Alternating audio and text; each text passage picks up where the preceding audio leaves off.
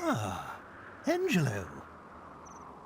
You look like you've got the weight of the world on your shoulders. Maybe it would help to get it off your chest, hmm? Not that I want to force you, mind. Oh, I don't know. Maybe things will never be right between us. Marcello, will never forgive me. If only we didn't share common blood, I'm sure we'd get along fine.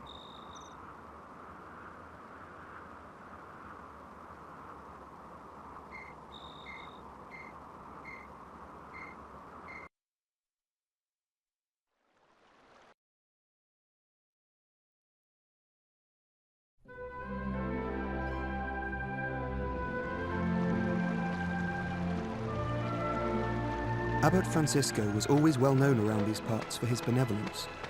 He'd often take in children who had nowhere else to go. And I was one of them. My parents were well off, part of the aristocracy. But then they both died. All of a sudden, I was left with no family and no money. The Abbey was the only place I could go.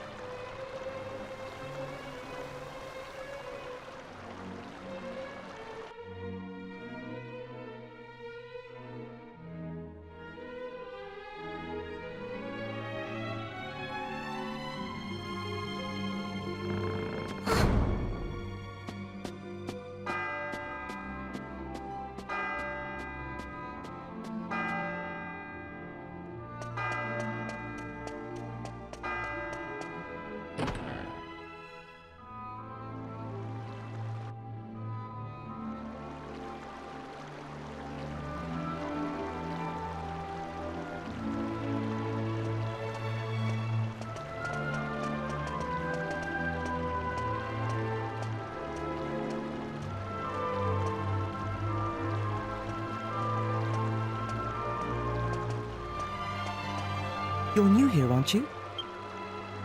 Are you here to join the brothers? Have you come all on your own? Oh, you must be exhausted. Where are your things? Is that all you've got? My mummy and daddy died, so I don't have many things, and I don't have anywhere else to go. You sound a lot like me. But there's no need to worry. Abbot Francisco and all of us will be your family from now on. But... Let's go and find the abbot. Come on now, don't cry.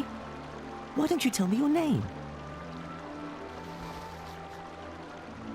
Angelo.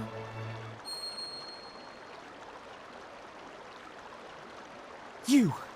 So you're Angelo. Leave. I want you to leave. You leave and never come back.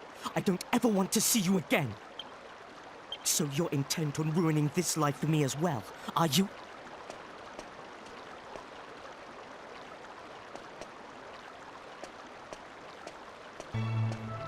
Marcello was the golden boy of the Abbey. He studied hard and had a bright future ahead of him. But when it came to me, his attitude wasn't so positive. I'm so sorry, child.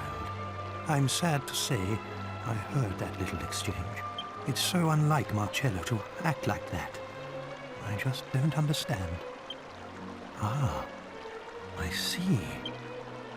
I always knew he had a half-brother. That's you, isn't it? You're Angelo. Well, they say time heals all wounds.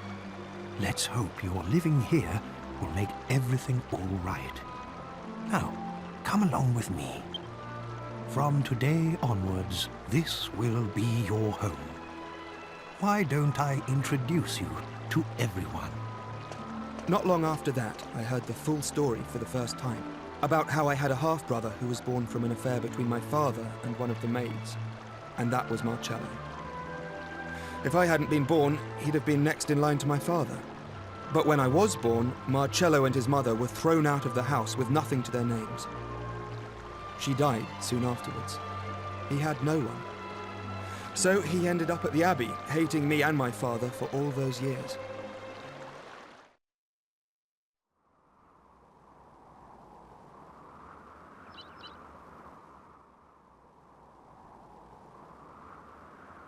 Quite a bombshell, don't you think? I was so young and innocent then, too. The whole thing hurt more than you can imagine. Still, c'est la vie. My father got off lightly. He did just what he wanted and then died, and left me to take the consequences. I'm the only one left for Marcello to hate now. In a way, I can't say I blame him, and it was probably good that we lived together. At least it gave him someone to take it all out on. It certainly added a bit of spice to the humdrum life at Myella Abbey, anyway. Angelo, I'm so... This story's gone on long enough. Look, it's nearly daybreak. Wait!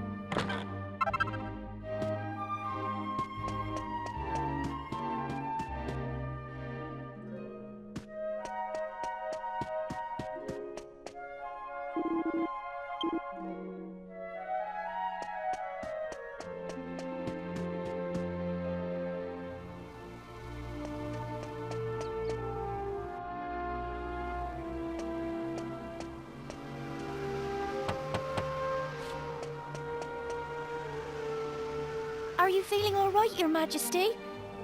It's me, Emma, the maid. I see you haven't eaten any of the lunch I brought you, Your Majesty. I'll be sure to bring you your favourite for supper. Please, Your Majesty. Please answer me. I just want to make sure you're all right. Very well. We'll leave you in peace. Excuse me.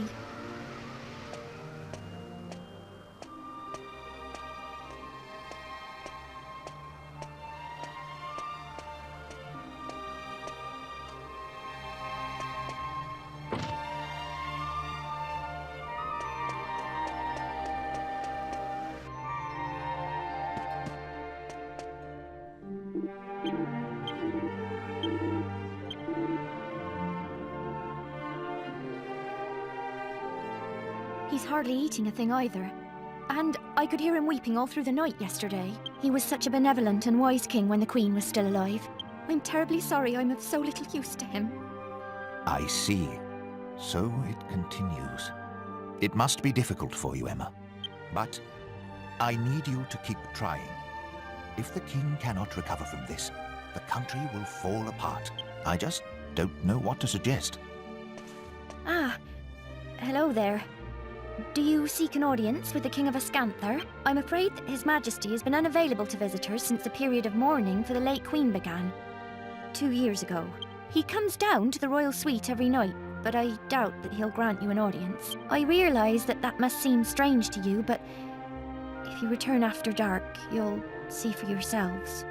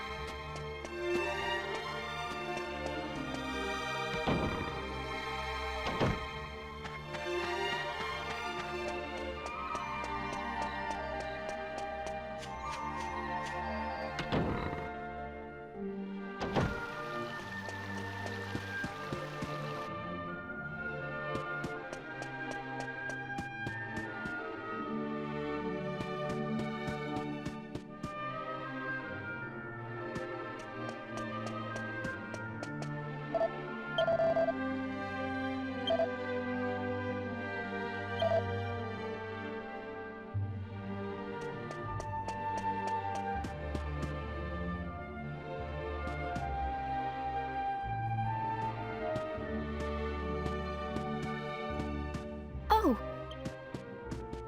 Did you meet with His Majesty in the royal suite? I must explain. The king is refusing to speak with anyone at present. Please forgive him if he caused offence. You see, he's never been quite the same since Queen Sasha died 2 years ago. If only it were possible to meet with those who've passed away. Oh, it would mean the world to the king if he could see his queen once more. You know, my grandmother used to tell me lots of stories when I was small. Lots of very strange stories. I'm sure there was one about a way to make any wish come true. No, it's no good though. I just can't remember it. I'm sure she'd be happy to tell me if I went to see her, but I'm so busy with work here at the castle. I'm afraid I must ask you a favour. I'd like you to go and see my grandmother. She lives in a house west of here, next to a bridge. Could you ask her to tell you the old story about how to make wishes come true? Maybe it's just a fairy tale, but if there's any chance it might be true, then I have to try and help the king. I wish I could go and ask her myself, but there's so much to do here at the castle, and I can't leave him on his own. I'm really counting on your help. My grandmother lives west of ascantha, in a house next to a bridge. I pray at church every day that the king will be happy again. Please, help me to help him.